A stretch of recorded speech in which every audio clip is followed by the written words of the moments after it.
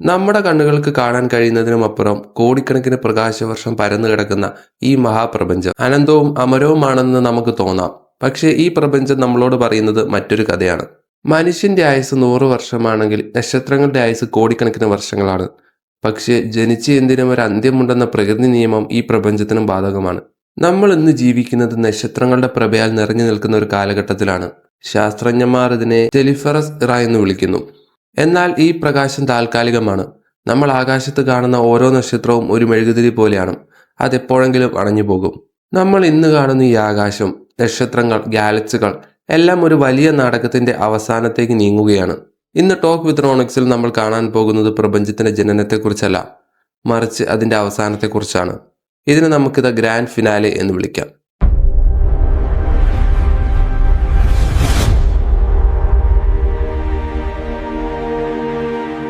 എങ്ങനെയായിരിക്കാം പ്രപഞ്ചത്തിന്റെ അന്ത്യം എന്നുള്ളതിന് ശാസ്ത്രജ്ഞന്മാർ നൽകുന്നത് 3 പ്രധാന തിയറികളാണ്. ഒന്നാമത്തത് ദ ബിഗ് ക്രഞ്ച്. ഇപ്പോൾ പ്രപഞ്ചം വികസിച്ചുകൊണ്ടിരിക്കുകയാണ്. പക്ഷെ ഗ്രാവിറ്റി ശക്തമായാൽ ഈ വികാസം നിൽക്കും. എന്നിട്ടൊരു റബ്ബർ ബാൻഡ് പോലെ തിരികെ വരും. താപനില കൂടും. അവസാനം എല്ലാം കൂടെ ഒരു ബിന്ദുവിലേക്ക് ചുരുങ്ങും. മറ്റൊരു ബിഗ് ബാങ്ങിന് അത് കാരണമാകും. പക്ഷേ ഇതിന് സാധ്യത കുറവാണെന്നാണ് ശാസ്ത്രജ്ഞന്മാർ പറയുന്നത്. രണ്ടാമത്തത് the big rip. Dark energy വളരെ ശക്തമായാൽ സംഭവിക്കുന്നത് ഇതാണ്. പ്രപഞ്ചം അതിവേഗത്തിൽ വികസിക്കും. ആദ്യം ഗാലക്സികൾ അകലും, പിന്നെ നക്ഷത്രങ്ങൾ, അവസാനം ഗ്രഹങ്ങളും, നമ്മുടെ ശരീരവും എന്തിന് ആറ്റങ്ങൾ വരെ വലിച്ചു കീറപ്പെടും. മൂന്നാമത്തത് ദ ബിഗ് ഫ്രീസ്. ഇതാണ് നടക്കാൻ സാധ്യത കൂടുതലെന്ന് ശാസ്ത്രജ്ഞന്മാർ പറയുന്നു. ഇതിനെ ഹീറ്റ് ഡെത്ത് എന്നും വിളിക്കുന്നു. പ്രപഞ്ചം വികസിച്ചുകൊണ്ടേയിരിക്കും. നക്ഷത്രങ്ങളുടെ ഇന്ധനം തീരും. പുതിയ നക്ഷത്രങ്ങൾ ജനിക്കില്ല.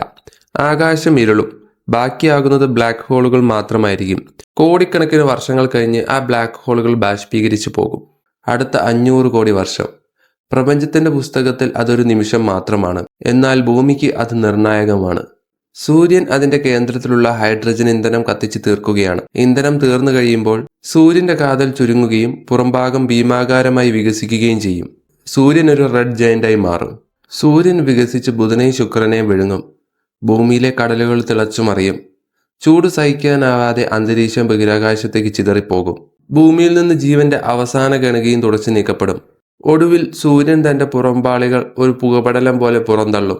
ബാക്കിയാവുക ഒരു ചെറിയ നക്ഷത്ര അവശിഷ്ടം മാത്രമായിരിക്കും. പിന്നീട് അവ തണുത്ത് ഇരുണ്ട് ബ്ലാക്ക് ഡ്വാർഫുകളായി മാറും. പ്രപഞ്ചം മുഴുവൻ ഇത്തരം നക്ഷത്ര ശവങ്ങളാൽ നിറയപ്പെടുന്ന കാലം വരുന്നു. നമ്മുടെ ഗാലക്സിയായ മിൽക്കി വേയുടെ അയൽക്കാരനായ ആൻഡ്രോമിഡ ഗാലക്സി മണിക്കൂറിൽ 110 കിലോമീറ്റർ വേഗത്തിൽ നമ്മളോട് അടുത്തുകൊണ്ടിരിക്കുകയാണ്. ഏകദേശം 400 കോടി വർഷങ്ങൾ കഴിയുമ്പോൾ ഈ 2 ഗാലക്സികൾ തമ്മിൽ കൂട്ടിമുട്ടും. പക്ഷേ ഇതൊരു തകർച്ചയല്ല, ഇതൊരു ലയനമാണ്. ഇതിനെ ശാസ്ത്രം വിളിക്കുന്നത് മിൽക്കോമെഡ എന്നാണ്. ഗാലക്സികൾക്കിടയിലെ വലിയ ദൂരം കാരണം നക്ഷത്രങ്ങൾ തമ്മിൽ കൂട്ടിയിടിക്കാനുള്ള സാധ്യത വളരെ കുറവാണ്. പക്ഷേ ഗുരുത്വാകർഷണം അത് നക്ഷത്രങ്ങളുടെ ഭ്രമണപഥത്തെ താറുമാറാക്കും. ഈ ലയനത്തിനിടയിൽ വാതകപടലങ്ങൾ അമർത്തപ്പെടുകയും ആയിരക്കണക്കിന് പുതിയ നക്ഷത്രങ്ങൾ ജനിക്കുകയും ചെയ്യും. പ്രപഞ്ചത്തിലെ ഏറ്റവും വലിയ വെടിക്കെട്ടായിരിക്കും ഇത്. അന്ന് കാണുന്ന ആകാശം ഇന്നത്തിനേക്കാൾ 100 ഇരട്ടി പ്രകാശപൂരിതമായിരിക്കും. എന്നാൽ ഈ പ്രകാശം ഒരു താക്കീതാണ്. മിൽക്കോമെഡ രൂപപ്പെട്ട് കഴിഞ്ഞാൽ ഗാലക്സിയിലെ ഗ്യാസും പൊടിയും തീരും. അതോടെ പുതിയ നക്ഷത്രങ്ങൾ ജനിക്കുന്നത് ഇല്ലാതാകും. പ്രപഞ്ചം വികസിച്ചുകൊണ്ടിരിക്കുന്നതിനാൽ മറ്റ് ഗാലക്സികൾ നമ്മളിൽ നിന്ന് അകന്നു പോകും. അതോടെ നമ്മൾ ഒറ്റപ്പെടും. ചുറ്റിലും ഇരുട്ട് മാത്രമാകുന്ന ആ നിമിഷത്തേക്ക് നമ്മൾ അടുത്തുകൊണ്ടിരിക്കുകയാണ്. കാലം മുന്നോട്ട് പോകുന്തോറും പ്രപഞ്ചത്തിന്റെ വികാസം വേഗത്തിലാകുന്നു. ഡാർക്ക് എനർജി എന്ന ദുരൂഹ ശക്തി ഗാലക്സികൾ തമ്മിൽ അകറ്റിക്കൊണ്ടിരിക്കുന്നു. ഏകദേശം 100 ബില്യൺ വർഷങ്ങൾ കഴിയുമ്പോൾ മറ്റ് ഗാലക്സികളെല്ലാം നമ്മളിൽ നിന്ന് അകന്നു പോകും. അന്നത്തെ ഒരു ജ്യോതിശാസ്ത്രജ്ഞൻ ആകാശത്തേക്ക് നോക്കിയാൽ തന്റെ ഗാലക്സി മാത്രമാണ് പ്രപഞ്ചത്തിലുള്ളതെന്ന് അദ്ദേഹം കരുതും. ബാക്കിയെല്ലാം ശൂന്യത മാത്രം. പ്രപഞ്ചത്തിലെ ഏറ്റവും ചെറിയ നക്ഷത്രങ്ങളായ റെഡ് ഡ്വാർഫുകൾ കോടിക്കണക്കിന് വർഷങ്ങൾ പിന്നെയും കത്തും. പക്ഷെ അവസാനം അവയും അണയും. അതോടെ പ്രപഞ്ചത്തിലെ അവസാനത്തെ പ്രകാശവും ഇല്ലാതാകും. നമ്മളിപ്പോൾ നിൽക്കുന്നത് പ്രപഞ്ചത്തിന്റെ പുതിയൊരു യുഗത്തിലാണ്. അതായത് കോടിക്കണക്കിന് വർഷങ്ങൾ കടന്നുപോയിരിക്കുന്നു. നമ്മൾ അന്ന് ആകാശത്തേക്ക് നോക്കിയാൽ ഇന്ന് കാണുന്ന നക്ഷത്ര സമൂഹങ്ങളോ ഗാലക്സികളോ ഒന്നും ഉണ്ടാകില്ല. നമ്മുടെ സൂര്യനെ പോലെയുള്ള നക്ഷത്രങ്ങൾ മരിക്കുമ്പോൾ ഉണ്ടാകുന്നതാണ് വൈറ്റ് ഡ്വാർഫുകൾ. ഒരു കാലത്ത് പ്രകാശിച്ചിരുന്നവ ഇപ്പൊ തണുത്തുറയുകയാണ്. ലക്ഷക്കണക്കിന് വർഷങ്ങളെടുത്ത് ഇവ തങ്ങളുടെ താപം മുഴുവൻ പ്രപഞ്ചത്തിലേക്ക് വികിരണം ചെയ്യും. ഒടുവിൽ അവ ബ്ലാക്ക് ഡ്വാർഫുകളായി മാറും. ഒരു നക്ഷത്രത്തിന്റെ അന്ത്യം എത്രത്തോളം തണുത്തതും നിശബ്ദവുമാകാമെന്നുള്ളതിന്റെ തെളിവാണ് ബ്ലാക്ക് ഡ്വാർഫുകൾ. വൈറ്റ് ഡ്വാർഫുകളേക്കാൾ ഭീകരമായ മറ്റൊന്നാണ് ന്യൂട്രോൺ നക്ഷത്രങ്ങൾ. അതിഭീകരമായ സാന്ദ്രതയുള്ള ഈ പദാർത്ഥങ്ങൾ പ്രപഞ്ചത്തിൽ അലഞ്ഞു തിരിയുന്നു. ഒരു സ്പൂൺ ന്യൂട്രോൺ സ്റ്റാർ പദാർത്ഥത്തിന് ഒരു ഹിമാലയ പർവ്വതത്തിന്റെ അത്രയും ഭാരമുണ്ടാകും. ഇവയ്ക്കൊപ്പം ഭീമൻ ബ്ലാക്ക് ഹോളുകളും പ്രപഞ്ചത്തിന്റെ അധിപരായി തുടരുന്നു. നക്ഷത്രങ്ങളുടെ അവശിഷ്ടങ്ങളും ഗ്രഹങ്ങളുടെ അവശിഷ്ടങ്ങളും ഈ ബ്ലാക്ക് ഹോളുകൾ വിഴുങ്ങിക്കൊണ്ടിരിക്കുന്നു. എന്നാൽ ഒരു ഘട്ടത്തിൽ ഈ ഭക്ഷണവും തീരുന്നു. ഇവിടെയാണ് ഭൗതികശാസ്ത്രം നമ്മെ ഞെട്ടിക്കുന്നത്. നമ്മൾക്കറിയാം, പ്രപഞ്ചത്തിലെ എല്ലാ വസ്തുക്കളും നിർമ്മിച്ചിരിക്കുന്നത് ആറ്റങ്ങൾ കൊണ്ടാണ്. ആറ്റത്തിന്റെ കേന്ദ്രമാകട്ടെ പ്രോട്ടോണുകളും. എന്നാൽ ശാസ്ത്രജ്ഞർ ചോദിക്കുന്ന ഏറ്റവും വലിയ ചോദ്യം ഇതാണ്: ഈ പ്രോട്ടോണുകൾ എന്നേക്കുമായി നിലനിൽക്കുമോ അതോ നശിച്ചു പോകുമോ? സിദ്ധാന്തങ്ങൾ പ്രകാരം ഏകദേശം 10 കോടി വർഷങ്ങൾ കഴിയുമ്പോൾ പ്രോട്ടോണുകൾ ഡീക്കേ ചെയ്യാൻ തുടങ്ങും. അതായത് പദാർത്ഥത്തിന്റെ അടിസ്ഥാന ഘടകമായ പ്രോട്ടോണുകൾ തനിയെ നശിക്കാൻ തുടങ്ങും. നമ്മൾ കണ്ടിട്ടുള്ള ഗ്രഹങ്ങൾ, നക്ഷത്രാവശിഷ്ടങ്ങൾ എല്ലാം പതുക്കെ അലിഞ്ഞില്ലാതാകും. പ്രപഞ്ചത്തിലെ എല്ലാ അത്ഭുതങ്ങളും അവയുടെ അടിസ്ഥാന കണികയുമായി വേർപെടും. പ്രപഞ്ചത്തിൽ നശിക്കാത്തതായി ഒന്നും ബാക്കിയുണ്ടാകില്ല. ഈ കാലഘട്ടം സങ്കല്പിക്കാൻ പോലും കഴിയാത്തതാണ്. ലക്ഷക്കണക്കിന് കോടി വർഷങ്ങളാണ് ഇതിന്റെ ദൈർഘ്യം. നക്ഷത്രങ്ങളും ഗ്രഹങ്ങളും ഇല്ലാതായ ശൂന്യതയിൽ ബാക്കിയാവുക ബ്ലാക്ക് ഹോളുകൾ മാത്രമായിരിക്കും. അവ തങ്ങളുടെ ചുറ്റും അവശേഷിക്കുന്ന ഊർജത്തെയും മറ്റ് ബ്ലാക്ക് ഹോളുകളെയും വിഴുങ്ങിക്കൊണ്ട് വളരും. ഗാലക്സികളുടെ സ്ഥാനത്ത് ഇപ്പോൾ ഭീമാകാരമായ ബ്ലാക്ക് ഹോളുകൾ മാത്രമാണ് ഉണ്ടാവുക. സ്റ്റീഫൻ ഹോക്കിംഗ് കണ്ടെത്തിയ ഒരു അത്ഭുതകരമായ പ്രതിഭാസമാണിത്. ബ്ലാക്ക് ഹോളുകൾ നിത്യമല്ല, അവ എനർജി പുറത്തുവിടുന്നു. ഇതിനെ ഹോക്കിംഗ് റേഡിയേഷൻ എന്ന് വിളിക്കുന്നു. ഒരു ബ്ലാക്ക് ഹോൾ എത്ര വലുതാണോ അത്രയും സാവധാനത്തോടെയായിരിക്കും അത് നശിക്കുക.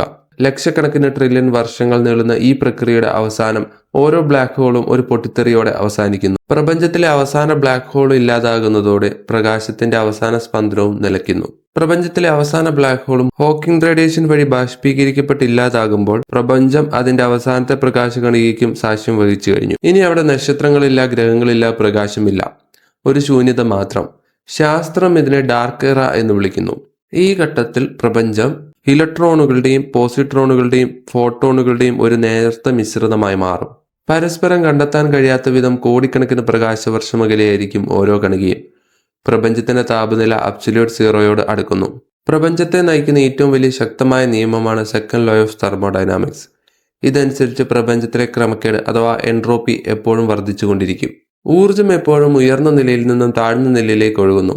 എന്നാൽ ഒരു ഘട്ടത്തിൽ പ്രപഞ്ചത്തിലെ ഊർജം എല്ലാ ഭാഗത്തും ഒരേപോലെ വിതരണം ചെയ്യപ്പെടുന്നു. എവിടെയും താപനിലയിൽ വ്യത്യാസമില്ലാത്ത അവസ്ഥ.